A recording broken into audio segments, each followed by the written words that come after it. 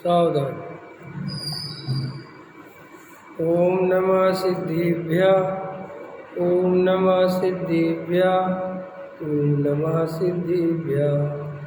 मंगलमय मंगले करन वीतराग विज्ञान नमो तार जाते भय अरहंतादि महान कर मंगल करियूं ग्रंथ करन के काज जाते मिले समाज सब पावे निज पद राज इस भव तरु का मूल जानऊं मिथ्या भाव ताको कर निर्मूल अब करिए मोक्ष उपाय संतप्त मानस शांति हो जिनके गुणों के गान में वेवर्धमान मान जिन बिछड़े हमारे ध्यान। मोक्ष मार्ग प्रकाशक सातवां अधिकार सम्यक सन्मुख मिथ्या दृष्टि। अभी अपन पूज्य गुरुदेव श्री का वचन सुन रहे थे तो वो उसमें बता रहे थे कि संसार क्या है, मोक्ष क्या है। बहुत अच्छी व्याख्या चल रही थी। राग अंधा है और आत्मा सूझता है, माने आत्मा जानता है, आत्मा जानने देखने वाला है। राग तो अंधा है और जो अंधा है वो मेरे स्वभाव में है कहाँ, क्योंकि मैं तो जानने देखने वाला तत्व हूँ और राग अंधा है। इसलिए राग तो पुद्गल से उसकी जाति मैच करती है, मेरी आत्मा से मैच नहीं करती। इसलिए राग आदि मेरे स्वभाव में है ही नहीं। ख्याल में है ना। फिर आगे बता रहे थे कि संसार क्या है, तो व्यवहार का ज्ञान, व्यवहार की बात, शरीर कर्म वाणी ये सब मेरे में है, मैं इनका कर्ता भोगता हूँ, ये विकार मेरा है, ये रागादि भाव मेरे हैं, ये दयादान पूजा भक्ति के भाव मेरे हैं, ये मैंने किए। इस अभिप्राय का नाम संसार है। इससे चार गति परिभ्रमण चलता है। ख्याल में ना। निश्चय से विपरीत, निश्चय से उल्टा बोध। निश्चय से उल्टा बोध माने जो वस्तु का स्वरूप है, आत्मा ज्ञानानंद स्वभावी है, जानने देखने वाला ज्ञायक तत्व है, उसमें राग आदि का प्रवेश है नहीं, शरीर उससे भिन्न है, संयोग उससे भिन्न है। ऐसा न जानकर उन सब में एकत्व करना, एक मानना, उनको एक मानकर चलना, यही संसार है। इस अभिप्राय का नाम संसार है। समझ में? हाँ, संयोगों की दृष्टि, राग की दृष्टि। और क्या समझा रहे थे? स्त्री पुत्र मकान दुकान संसार नहीं है। ख्याल में आया कि नहीं आया? ये तो बाहर है, ये तो अपने है ही नहीं, उनसे कोई स्वरूप ही नहीं संसार का। वो संसार का स्वरूप तो क्या है कि जो एक राग देश के परिणाम है, जो विकारी भाव है, जो संयोग, उनमें जो तेरा एकत्व चल रहा है, असली संसार तो वो है। जो तू स्त्री पुत्र मकान दुकान का कर्ता धर्ता बनता है, वो संसार है, और कोई दूसरा संसार है ही नहीं। ख्याल में? और क्या समझा रहे थे कि ये जीव निश्चय के बिना व्यवहार में ही लगा रहता है। ख्याल में है ना। 11 अंग का ज्ञान कर लेता है, दयादान पूजा भक्ति में लगा रहता है, लेकिन सम्यक दर्शन क्या है, अभिप्राय क्या है, आत्मा क्या है, स्वरूप क्या है, इसकी कोई खबर नहीं। इस तरफ उसका ध्यान जब भी मौका मिलता है ये व्यवहार के ज्ञान में लग जाता है। इस शरीर वाणी कर्म, ख्याल में है, कर्मों के भेद 8 कर्म, ये सब व्यवहार है। व्यवहार है माने अभूतार्थ है। अभूतार्थ है माने इसमें अपनापन करने, आदर देने योग्य, समझने मानने योग्य तो है, लेकिन इसमें अपनापन करने योग्य नहीं है। लेकिन अपन क्या है कि रात और दिन इसी काम में लगे रहते हैं, इसलिए संसार नहीं मिटता। सारा खेल काय का बता रहे थे गुरुदेव? सारा खेल अभिप्राय का है। तेरा अभिप्राय जो है वो ही संसार, और अभिप्राय बदल जाए तो वही मोक्ष। बस इतनी सी बात। तो निश्चय के बोध पे जोर दे रहे थे, और ये भी कह रहे थे कि लोग कहते हैं कि निश्चय निश्चय की अकेली बात करते हैं, तो समझा रहे थे कि निश्चय से ही मोक्ष मिलेगा। व्यवहार का ज्ञान तो अनंत बार किया, व्यवहार से मोक्ष मिलने वाला नहीं है, इसलिए तू व्यवहार का पक्ष छोड़। अब देखो आगे क्या कहते हैं टोडामल जी साहब। इसलिए मुझे इन बातों को बराबर समझना चाहिए, क्योंकि इनमें तो मेरा ही प्रयोजन भाषित होता है। ऐसा विचार कर जो उपदेश सुना उसके निर्धार करने का उद्यम किया। ठीक है कि नहीं? अब अपन ने जो उपदेश सुना, जो वस्तु का स्वरूप सुना, क्या सुना वस्तु का स्वरूप? कि ये शरीर में नहीं हूँ, मैं शरीर से भिन्न आत्मा हूँ, मैं त्रिकाली ध्रुव ज्ञायक तत्व हूँ। ये जो पुण्य पाप के भाव हैं, जो रागादि भाव हैं, ये आश्रव भाव, ये विकार भाव, ये मेरे स्वभाव में नहीं है, ये एक समय की पर्याय में है, और मैं इससे भिन्न त्रिकाली ध्रुव ज्ञायक तत्व हूँ। ये जो मैंने सुना, ये जो समझा, मैं परद्रव्य का कर्ता भोक्ता नहीं हूँ। अरे मैं अपनी ही पर्याय का कर्ता भोक्ता नहीं हूँ। पर्याय आती है और जाती है, उत्पाद होता है, वह होता है, मैं तो ध्रुव तत्व हूँ। ऐसा जब वस्तु का स्वरूप समझा, कर्मादि मेरे से भिन्न है, रागादि मेरे से भिन्न है, शरीर आदि मेरे से भिन्न है, दयादान पूजा भक्ति के परिणाम अपनी योग्यता से, अपने सत्कारक से पर्याय के विकार हैं, इनका कर्ता धर्ता मैं नहीं हूँ। ऐसा जब वस्तु का स्वरूप सुना तो क्या कहते टोडामल जी साहब कि उसको फिर ऐसा लगा क्या हो, मुझे तो इन बातों की खबर ही नहीं थी। मैं तो अज्ञानता के कारण अपने को मनुष्य मान रहा था, शरीर वाला मान रहा था, क्रिया करने वाला मान रहा था, रागादि वाला मान रहा था, है ना, करने धरने वाला मान रहा था। मैं जो क्या पता कि मैं आत्मा कैसा हूँ? ये तो मुझे पता था, ख्याल में है कि आत्मा होता है, लेकिन वो आत्मा कैसा है और वो आत्मा कौन है, ये मैंने कभी ध्यान ही नहीं दिया। समझ में? तो आज मुझे खबर पड़ गई। तो अब क्या कहते हैं, इतने तो मेरा ही प्रयोजन भाषित होता है। अब होता है कि नहीं होता है, इस पर विचार करो। प्रयोजन भाषित हो और सम्यक दर्शन नहीं हो, संभव नहीं। अभी आत्मा से प्रयोजन भाषित नहीं होता रमेश जी, होता है कि अगर अपन ने आत्मा को नहीं जाना, आत्मा का अनुभव नहीं किया तो मेरा क्या होगा? लगता है कुछ। लेकिन व्यापार नहीं चले, मकान नहीं बने, दुकान नहीं बने तो मेरा क्या होगा? मेरे परिवार, अच्छा बताओ, आपका बेटा सम्यक दर्शन से सुखी होगा कि पैसे से सुखी होगा? बोलो,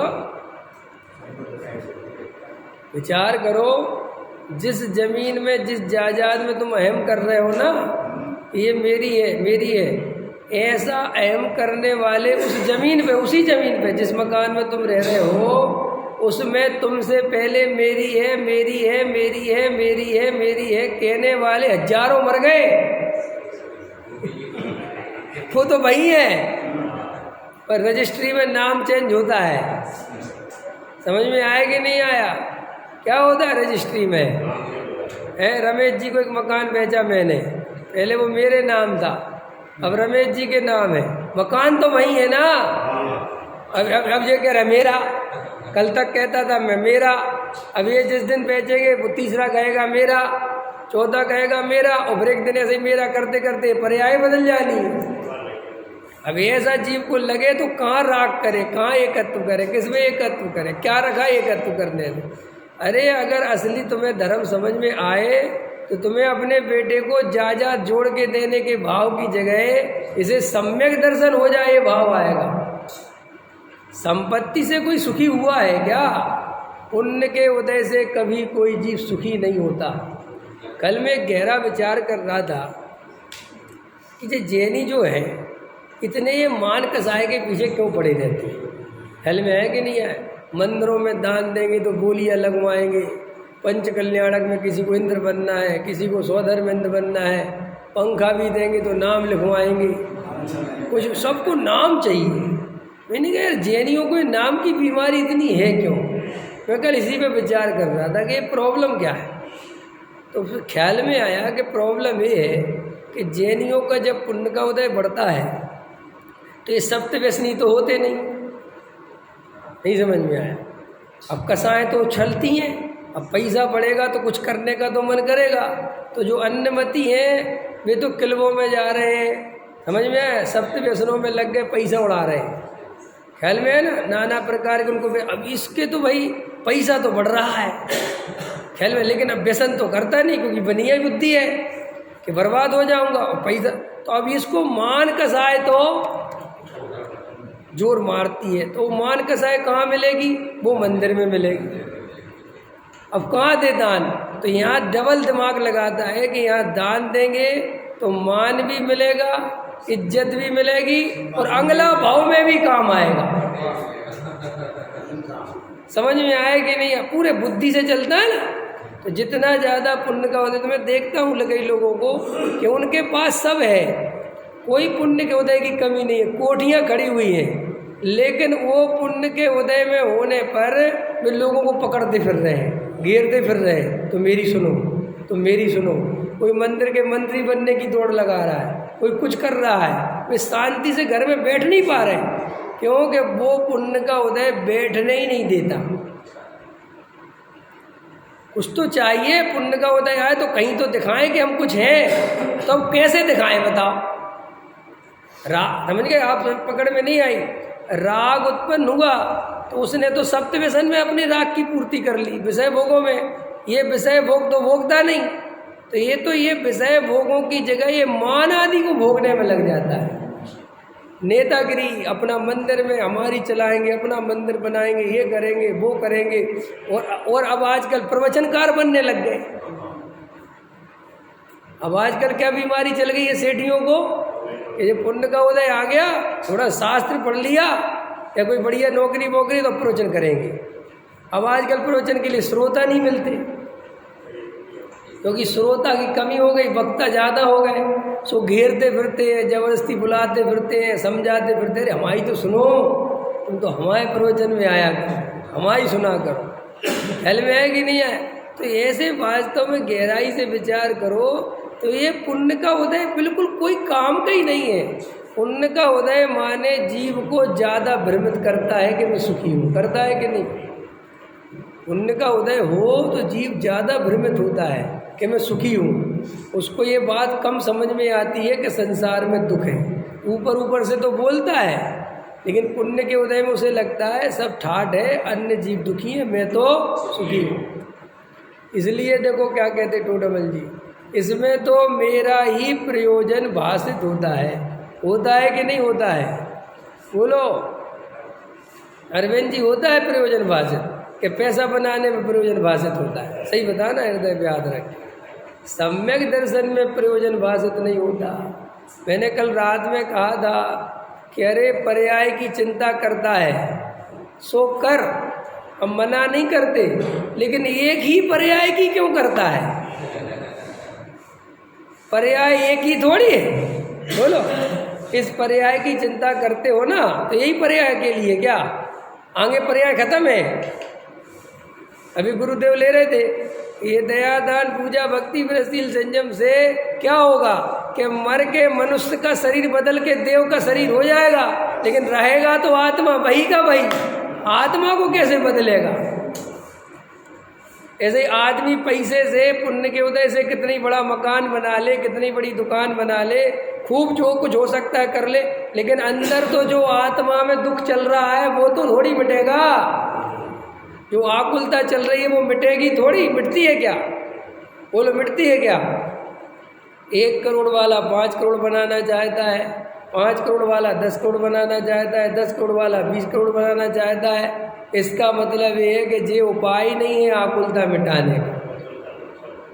है। ये तो इच्छा को और बढ़ाता जाता है। जितना पुण्य का उदय आवे जीव की उतनी इच्छा बढ़ती है। गजब की बात है। और दुख का मूल कारण क्या है? इच्छा। बड़े आदमी को नींद नहीं आ रही और गरीब आदमी शांति से सो जाता है, कारण क्या है बताओ? बड़े आदमी के पास इच्छाएं पूर्ति करने के ज़्यादा साधन हो गए तो उसको रात और दिन इच्छाएं उत्पन्न होती है, ये कर लूँ यार, वहाँ की संपत्ति, वहाँ की जमीन खरीद लूँ ना तो यार अभी 1000 रुपये गज मिल रही, बाद में 5000 रुपये गज हो जाएगी। अब गरीब आदमी के पास 1000 रुपये है ही नहीं, काय की जमीन काय का खरीदना, शांति सो जाता है। और जितना पुण्य का उदय बढ़े उतनी आकुलता बढ़े। फिर भी मज़ेदार बात है, ऐसा पुण्य का उदय कौन नहीं चाहता है बोलो, चाहते हो रमेश जी के नहीं? अब बताओ तो, बहुत दिन बाद बैठे हो, चाहते हो कि नहीं? अरे चाहते तो है। पता है अरविंद जी की 3 साइडें चल रही हैं 200-200 गज की। ओ गजब। अरे तुम सही बता, इनके हमने कहा 3 साइडें चल रही हैं, तो ऐसा सुन के तुम्हें अरविंद जी दुखी आदमी लगे कि सुखी? ये इससे तुम्हारा श्रद्धान पता चलता है। अब सुखी लगे तो तुम मिथ्या दृष्टि हो, और तुम अपनी भी तो समझ लो। उनसे कह रहे तुम समझ लो, और तुम्हें अगर इसमें सुख का भ्रम है तुम्हारा क्या होगा है? नहीं समझे? एक कहानी है ना, नहीं एक कहानी है। एक गरीब आदमी था और वो राजा के महल में गया, तो गलती से राजा के महल में उसे फूल बिछाने थे, राजा के बिस्तर पे माली था समझ लो, तो बिछाते बिछाते थका हुआ था तो वो उसी बेड पे सो गया। वो घंटा भर की झपकी लग गई और इतने में राजा आया। राजा ने देखा ये तो मेरे बेड पे सो रहा है, तो भाई साहब उसको जो है उठा के और कोड़े वाले को बोला, बोले मार इसको कोड़े, और 100 कोड़े की सजा हो गई। तो कोड़े पड़े और वो हंसे।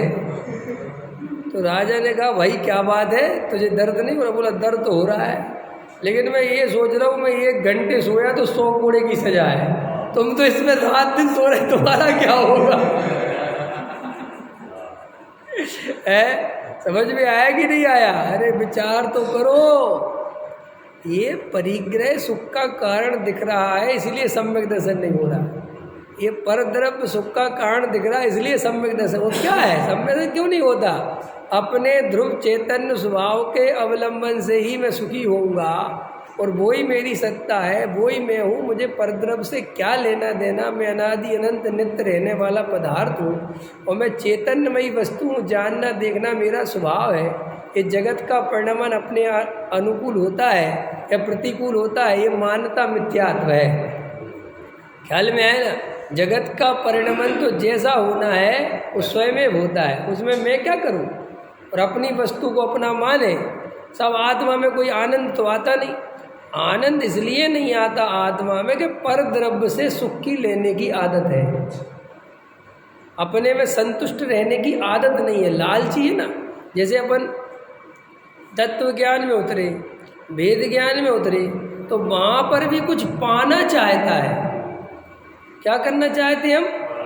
तो कुछ होवे, कुछ मिल जावे, कुछ मिल जावे, कुछ मिलता तो है नहीं। अब कितनी देर वेद ज्ञान करें? क्या करें वेद ज्ञान करके? ठीक है, हमने अपने को आत्मा मान लिया, अब क्या करें? ये करने की इतनी आदत है कि क्या करें? सिद्ध भगवान क्या कर रहे हैं बताना? सिद्ध भगवान क्या कर रहे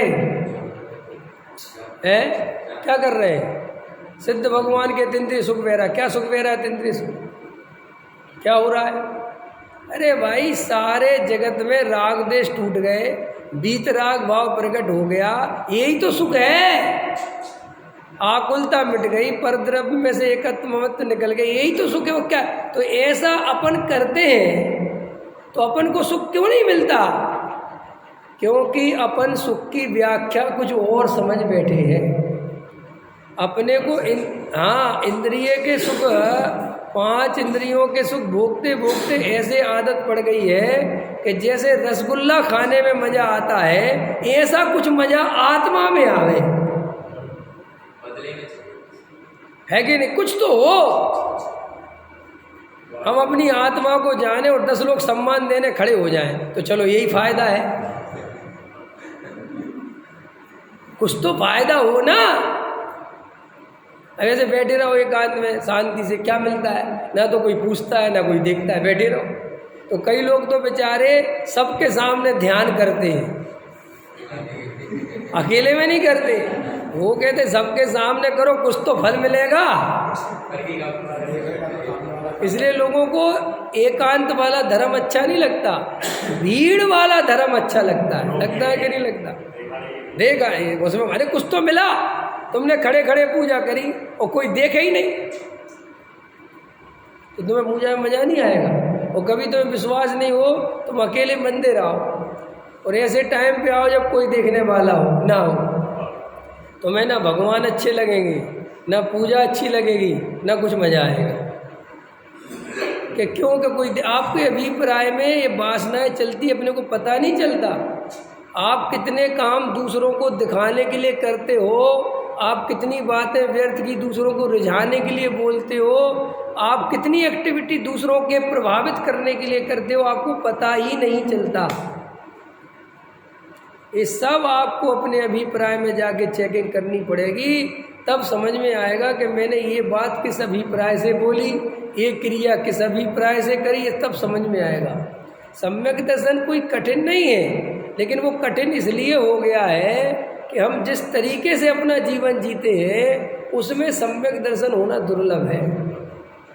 उसके लिए जीवन शैली बदलनी पड़ेगी, खान पान बदलना पड़ेगा। नहीं, जीवन शैली माने जो हमारे सोचने का, दिखाने का, ड्रामा करने के जो आते हैं छोड़नी पड़ेंगी। पर द्रव्य से सुख का बिल्कुल अंदर से उखाड़ना पड़ेगा कि पर द्रव्य में कोई सुख बुक नहीं है भाई, ये व्यर्थ की बात है। ये बैठ के निर्णय करोगे तो बात बनेगी। तो मैं कई दफ़े सोचता हूँ कि जीव इन विकल्पों में, इन विचारों में घिरा रहता है। अब वो वेद ज्ञान करता भी है, लेकिन वो विकल्पों के जाल आते चले जाते, आते चले जाते, आते चले जाते। प्रॉब्लम कहाँ होती है कि हमें वो विकल्प स्वीकार नहीं होते। प्रॉब्लम क्या है? हमें वे विकल्प स्वीकार नहीं होते, और निर्विकल्प होने की शर्त ही है कि वे विकल्प स्वीकार हो। अब गजब है कि नहीं? हमें ऐसा लगता है कि हम वेद ज्ञान करें और विकल्प टूट जाएं, और हमें कोई विकल्प नहीं है और एकदम अतीन्द्रिय आनंद छा जाए, निर्विकल्प हो जाए, सब कुछ हो जाए। लेकिन ऐसा तब तक नहीं होगा जब तक तुम उन विकल्पों को शांति से बैठ के सहन नहीं करोगे। सहन करना कह रहा हूँ, उनकी मार पड़ती है, उनके थपेड़े पड़ते हैं, बैठे हैं शांति से, दुकान की याद आ गई, घर की याद आ गई, उसके बाद विकल्पों का जाल चालू हो गया, और इतनी तेज़ी से चालू हुआ कि तुम कहते अरे क्या हो रहा है, अरे ये क्या हो रहा है, अरे क्या हो रहा है? कुछ नहीं हो रहा है। उन्हीं विकल्पों के बीच में से मेरा ये स्वरूप नहीं है, मैं जानने देखने वाला तत्व हूँ, मैं आत्मा हूँ, उस पर दृष्टि बना के रखना यही पुरुषार्थ है। बिल्कुल ये साइकिल चलाने जैसा है। साइकिल चलाना सीखे कभी? साइकिल चलाने में जिसको साइकिल चलाना नहीं आता, प्रॉब्लम क्या है? प्रॉब्लम ये है कि वो बार बार नीचे की तरफ देखता है, वो सोचता है पेडल की तरफ देखूं तो पेडल मारूं, आगे की तरफ, वो ही नहीं समझ पाता कि तुम्हें ये सोचना ही नहीं है, तुम तो चलाओ, वो अपने आप बैलेंस बनता है। पकड़ में आया कि नहीं आया, लेकिन वो बैलेंस बनाने के चक्कर में गिरता है। बोलो, ऐसे ही हम इन विकल्पों को संभालने के चक्कर में ही निर्विकल्प नहीं हो पाते। क्या कहा मैंने? इन विकल्पों को संभालने के चक्कर में ही निर्विकल्प नहीं हो पाते। एक तो यहाँ थोड़ा अंदर चला गया मैं, एक तो अभी बाहर श्रद्धान ही खोटा है। सबसे बड़ी प्रॉब्लम तो वही है। अभी भी दया, दान, पूजा, भक्ति में धर्म बुद्धि है, अभी भी उनमें एकत्व बुद्धि है, अभी भी राग में एकत्व बुद्धि है, अभी भी राग करने वाला मैं हूँ ऐसे ही दिखाई देता है। अभी तो ये बाहर में बहुत भूल पड़ी है। ये जो अंतरंग में जब वेद ज्ञान चलता है तो जिस जीव के बाहर में सच्चे निर्णय होते हैं, फिर अंतर में जब वेद ज्ञान की कला बनती है तो वो फिर उसको सब ख्याल में आता है। लेकिन बाहर के निर्णय गलत है, इसलिए वो अंदर भी सब गलत गलत होता है। पकड़ में आए ना? तो देखो क्या कहते, इसमें तो मेरा ही प्रयोजन भाषित होता है। ऐसा विचार कर जो उपदेश सुना उसके निर्धार करने का उद्यम किया। अब अपन यहाँ तक समझ गए ना, ये सर्वनिमित्त मिल गए, सब बातों को बराबर समझ भी लिया, इनमें मेरा ही प्रयोजन भाषित, बस यहाँ से गड़बड़ी है मुमुक्षु की। मुमुक्षु समझ गए, यहाँ तक तो चला गया वो, ये पर्याय थोड़े काल की है, सब समझ लिया, निमित्त भी मिल गए, देवसाद गुरु मिल गए, समय सार भी सुन लिया, सब द्रव्य गुण पर्याय निमित्त उपादान चार अभाव कर्म राग सब कुछ समझ लिया बराबर, लेकिन इनमें ही मेरा प्रयोजन भाषित होता है, इतनी गहराई में नहीं गया। ये ऊपर ऊपर समझ तो गया स्वाध्याय आदि में बैठ के, लेकिन मेरा प्रयोजन इसमें ही भाषित होता है, ये अंदर दृष्टि नहीं आई। तो उसको अभी कहाँ कहाँ प्रयोजन दिखता है, पूजा में भी प्रयोजन दिखता है, भक्ति में भी प्रयोजन दिखता है, क्रिया करने में भी प्रयोजन दिखता है, और उसको लगता है मोक्ष मार्ग के लिए सब जरूरी है, मोक्ष मार्ग के लिए सब जरूरी, और इस सब के चक्कर में आत्मा हमेशा पीछे रह जाता है। क्या कहा मैंने, इन सब के चक्कर में आत्मा पीछे रह जाता है, बिल्कुल गारंटी दे रहा हूँ। और देखो, ऐसा विचार करके जो उपदेश सुना उसको निर्धार करने का उद्यम किया, माने एकांत में बैठ के अब उसने तत्व विचार किया, उद्यम करना है। अब अपन एकांत में बैठ के तत्व विचार करते नहीं, समझ में आए ना, नहीं करते तो वो सब सुना सुनाया रहता है, सब समझा हुआ रहता है, वो कोई काम ही नहीं आता। नहीं समझ में आया रमेश जी, तत्व कब से सुन रहे हैं, प्रवचन कब से सुन रहे हैं, 20 साल हो गए हैं, 20 साल से सुना कि नहीं सुना? द्रव्य किसे कहते, गुण किसे कहते, पर्याय किसे कहते, 15 10 साल हो गए कि नहीं हो गए? फिर क्यों नहीं हुआ कुछ भी? क्योंकि इसमें मेरा प्रयोजन भाषित होता है, ये निर्णय करने योग्य है, ये बात समझ में नहीं आई।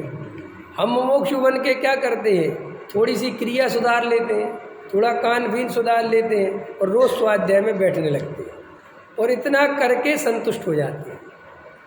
ख्याल में है ना? और आगामी जो भी पूछ रहे थे ना राजेश जी, कि वो अगली पर्याय में तो वे संस्कार काम आ जाएंगे, तो ज़्यादा हो सो अगली पर्याय पे छोड़ देते हैं कि अभी तो हम लगे हुए हैं, अब कर रहे हैं, अब जब होना होगा। लेकिन भैया बैठ के शांति से कभी एकांत में गहरी रुचि से तत्व विचार नहीं किया, कभी शांति से बैठ के स्वभाव सन्मुख दृष्टि नहीं करी। अगर करी होती तो गारंटी से सम्यक दर्शन होता है। अपन को जो परद्रव्य की इतनी चिंता सता रही है, इतनी चिंता सता रही, क्यों सता रही? क्योंकि आत्मा की जरा सी भी ताकत की खबर नहीं है, आत्मा का बल जरा सा भी अंदर नहीं है, इसलिए इतनी चिंता में मरे जा रहे लोग। रात वो आत्मा सुनते रहते हैं, तो जरा सा पर्याय में कुछ ढेर फेर हो तो बिल्कुल सब हो जाता है। क्यों कि अंदर निर्णय नहीं किया बैठ गया आत्मा को। समझ में आए ना? हाँ, वहाँ उद्देश्य लक्षण निर्देश परीक्षा द्वारा उसका निर्धार होता है। समझ में आया? उद्देश्य माने तुम्हारा प्रयोजन क्या है, ये आत्मा की बात सुन रहे तो क्यों सुन रहे? फिर लक्षण निर्देश, उस आत्मा का लक्षण क्या है? क्या है आत्मा का लक्षण? बोलो क्या है? जानना देखना, जानना देखना लक्षण है किसका? मेरा। और परीक्षा द्वारा उसका परीक्षा करो, अंदर जाके बैठ के देखो कि जानने देखने का काम हो रहा है कि नहीं हो रहा है। अगर जानने देखने का काम हो रहा है तो इसका मतलब अंदर आत्मा है, और आत्मा है इसका मतलब मैं हूँ। अब उस लक्षण के द्वारा लक्ष्य की पहचान हुई, अब बार बार उसी तरफ दृष्टि डालो। इसलिए पहले तो नाम सीखे, वह उद्देश्य हुआ, फिर उनके लक्षण जाने, फिर ऐसा संभावित है कि नहीं, ऐसा विचार सहित परीक्षा करने लगे। तो इतने काम करने पड़ेंगे। अभी अपन ने परीक्षा नहीं करी, करी क्या परीक्षा? वहाँ नाम सीख लेना और लक्षण जान लेना, यह दोनों तो उपदेश के अनुसार होते हैं। जैसा उपदेश दिया हो वैसा याद कर लेना, तथा परीक्षा करने में अपना विवेक चाहिए। भाई ये है, समझ में आया ना दिनेश जी? या विवेक चाहिए भाई, ये काम भाई, ये जो अपना विवेक चाहिए ना, यहाँ तक नहीं आते अपन। आते हो है? अपना विवेक चाहिए, यहाँ नहीं आती। यहाँ तक नाम सीख लिए, उपदेश सुन लिया और याद कर लिया, लेकिन वो जो याद किया, जो उपदेश सुना, अब उसका एकांत में बैठ के विवेक लगा के, बुद्धि लगा के विचार करो कि ये बात सही है कि नहीं। बोलो दया दान पूजा भक्ति पुण्य बंद है, कर्म बंद है, कैसे जाना बताओ? शास्त्रों के आधार से जाना, गुरुओं के आधार से जाना, अंदर परीक्षा करके नहीं जाना। अभी परीक्षा कैसे करी जाए? दया दान पूजा भक्ति की। दया दान पूजा भक्ति बंद है, आश्रम है, ऐसे परीक्षा होती है कि वो पर द्रव्य के लक्ष्य से होते हैं और उनको, उनमें जड़ है, वे अपने को नहीं जानते राग आदि भाव, उनको मैं ही जानता हूँ। तो देखो जो उसकी परीक्षा हो रही है, तो ऐसी ही परीक्षा कर करके एक एक बात की परीक्षा हो, फिर वेद ज्ञान हो तो सम्यक दर्शन होता है। लेकिन गुरुओं ने कहा पुण्य बंद, दया दान संसार के कारण मान लिया, अंदर कोई परीक्षा तो करी नहीं। इसलिए वर्तमान में क्या होता है, लोग पुण्य को हे भी कहते रहते हैं और पुण्य में एकत्व बुद्धि चलती रहती है। चलती रहती कि नहीं चलती रहती? पुण्य में एकत्व बुद्धि पूरी तरह, थोड़ी बहुत नहीं, पूरी तरह चलती रहती है। ये दया दान पूजा भक्ति है, और ये दया दान पूजा भक्ति को जरा सी छोड़ने की बात आए तो उसको लगता है मैं मर गया। जैसा उपदेश दिया हो वैसा याद कर लेता है, तथा परीक्षा करने में अपना विवेक चाहिए। सो देखो अब क्या कहते, सो विवेक पूर्वक एकांत में अपने उपयोग में विचार करे। है इतनी ताकत? 20 साल हो गए कराए काम। अजय सम्य सन्मुख कितने बार पढ़ लिया राजेश जी? पहली बार पढ़ रहे क्या? पहले ही पढ़ा है कि नहीं?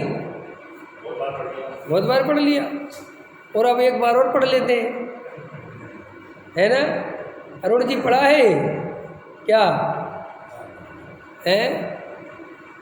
सो विवेक पूर्वक एकांत में अपने उपयोग में विचार करें कि जैसा उपदेश दिया है वैसा ही है या अन्यथा है। अब सुनो, एक बात बोलता हूँ, जो एकांत में अभी भी तत्व विचार नहीं करते, गारंटी से उन्हें आत्मा की रुचि नहीं है। ये पक्की समझ लो। तो लोग कहते ना हमें आत्मा की रुचि तो बहुत है जी, हमें आत्मा की रुचि तो बहुत है। ऐसी कैसी रुचि है? समझ में? शास्त्र की रुचि आत्मा की रुचि नहीं है, पूजा की रुचि आत्मा की रुचि नहीं है, तीर्थ की रुचि आत्मा की रुचि नहीं है, पुनिराज को आहार कराने का भाव आत्मा की रुचि नहीं है। ये तो सब दया दान पूजा भक्ति आश्रव भाव है, और ये तो अनंत बार करे, अभी भी एकांत में तत्व विचार में मन नहीं लगता, इसका मतलब आत्मा की बिल्कुल रुचि नहीं है। ये तो ऊपर ऊपर से है, स्वाध्याय आदि के सुनने के, तो इसलिए नहीं है कि जीव को आत्मा से प्रेम है। कई लोग स्वाध्याय इसलिए सुनते रहते हैं कि थोड़ी शांति मिलती है, समझ में? थोड़ी आकुलता चलती है, स्वाध्याय आदि में आ जाओ तो थोड़ा मन अच्छा हो जाता है, यार कोई सब का अपन करता धरता नहीं है, जो होना है वो निश्चित है ना? ऐसी सब बातें सुनो तो थोड़ी शांति सी मिलती है। हाँ हाँ, है ना? जो अपने घर परिवार से परेशान हो तो सब यहाँ के सुनता है, सब स्वार्थ के हैं वीरी सुत दारा हो, बड़ी उसको शांति मिलती है। पंडित जी आप ही समझते हो मेरा दर्द। हेलमेट हम देखना पूरे इस मूल तत्व ज्ञान का उपयोग लौकिक जीवन में ही लगा देते हैं, जिसके कारण हम परम पद की प्राप्ति कर सकते थे, मोक्ष जा सकते थे, अनंत भव खत्म कर सकते थे, अनंत दुख जन्म मरण के मिटा सकते थे। हमने उसका उपयोग केवल लौकिक शांति के लिए किया कि नहीं किया? बोलो अंदर देखो विचार क्या है, हमारी कैसी हालत है। स्वाध्याय में बैठ के सोचता है थोड़ा शांति मिल जाती है, अच्छा लगता है, थोड़ा प्रथमानुयोग पढ़ो, करणानुयोग पढ़ो, चरणानुयोग पढ़ो, पूजा पाठ करो, अपना परिवार अच्छा चलता रहे। भैया मंदिर से जुड़े रहो, देव शास्त्र गुरु से जुड़ते रहो। अरे भैया कुरु को देखो, शास्त्र से दूर रहो, वहाँ क्या रखा है। अपने मंदिर जाया करो, अपनी पूजा करा करो, अपने लोगों के स्वाध्याय में बैठा करो, अपने सब लोग हैं। ऐसे लौकिक प्रयोजन की दृष्टि से स्वाध्याय आदि से जुड़ा रहता है। भैया स्वाध्याय करते रहो, पुण्य बनता है, समझने को मिलता है, स्वरूप ख्याल में आए कि नहीं। और ये सब बढ़िया चीज़ है भैया, अपने तो भाग्य खुल गए। अपन तो सप्त व्यसन आदि से बच गए, अपने बच्चे मार्ग में लग गए। कौन से मार्ग में? अपने बच्चे कौन से मार्ग में लग गए? नहीं समझ में आया? मार्ग कर समझ का अर्थ क्या होता है? हमारे बच्चे मार्ग में लग गए माने दोनों हाथ से कमा रहे हैं और बीच में मंदिर भी हुआते हैं। समझ में आया कि नहीं? इसको कहता मार्ग में लग गए। हमारे बच्चे बाजार का नहीं खाते, मार्ग में लग गए। ख्याल में आया कि नहीं आया? क्योंकि बाजार के नहीं खाने के फायदे बहुत है ना। इस पर्याय में बीमार नहीं पड़ेगा, पाप से बचेगा, समझ में, पैसा बचेगा, कुसंगति से बचेगा। तो ये सब लौकिक प्रयोजन है कि पारमार्थिक प्रयोजन है।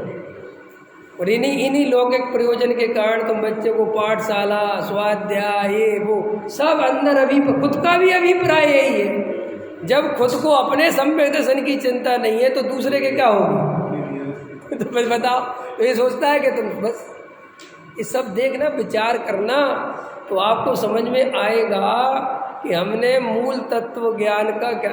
आजकल के बहुत सारे लोग यही विचार करते रहते हैं, मोक्षु बन जाओ जी, बहुत फ़ायदा है। किस बात का फ़ायदा? बहुत बढ़िया, वे लोग बहुत अच्छे रहते हैं, उनके बच्चे भी बहुत अच्छे रहते हैं और यहाँ आकर बहुत सारे बन भी जाते हैं और मूल में कोई आत्मा की सच्ची रुचि नहीं। इसलिए सम्यक दर्शन नहीं होता। सम्यक दर्शन क्यों नहीं होता? क्योंकि सम्यक दर्शन करने के लिए जो अंतरंग में गायक भगवान आत्मा की रुचि चाहिए वो है ही नहीं।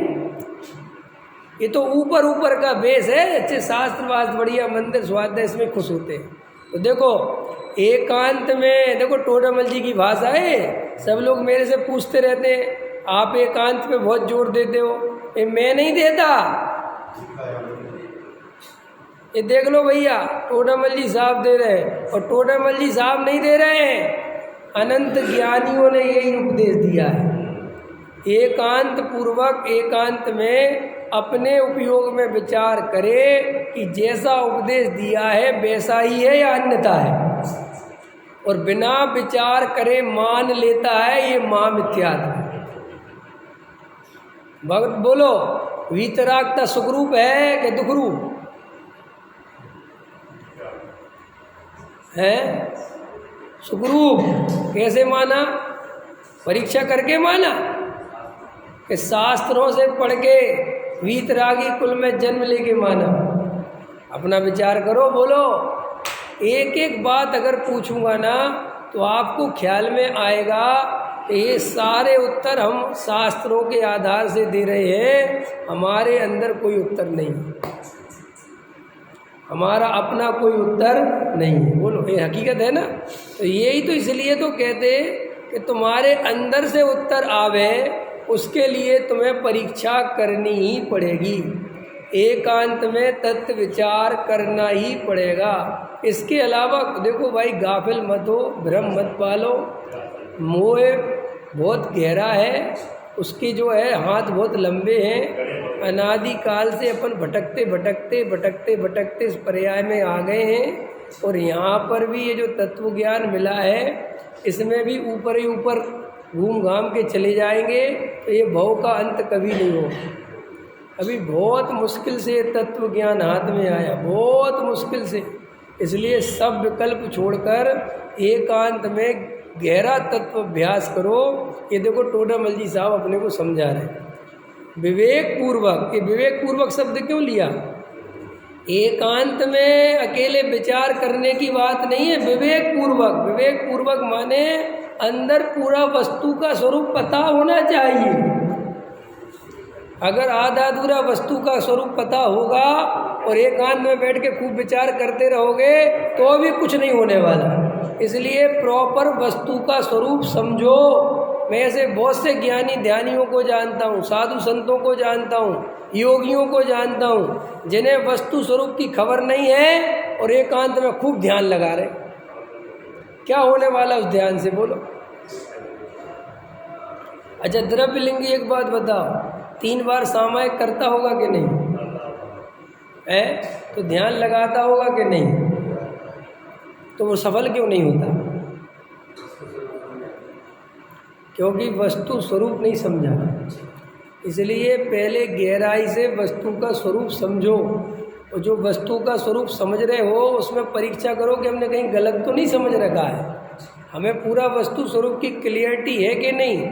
जे राग आदि भाव है तो ये कैसे आत्मा के नहीं है, ये पर्याय में है तो कैसे है, द्रव्य का स्वभाव कैसा है, मैं राग का करता नहीं हूँ तो क्यों नहीं हूँ, ये सब आपको अंदर जितनी क्लियरिटी होगी उतने जल्दी आपका वेद ज्ञान सच्चा उत्पन्न होगा, और नहीं होगा फिर।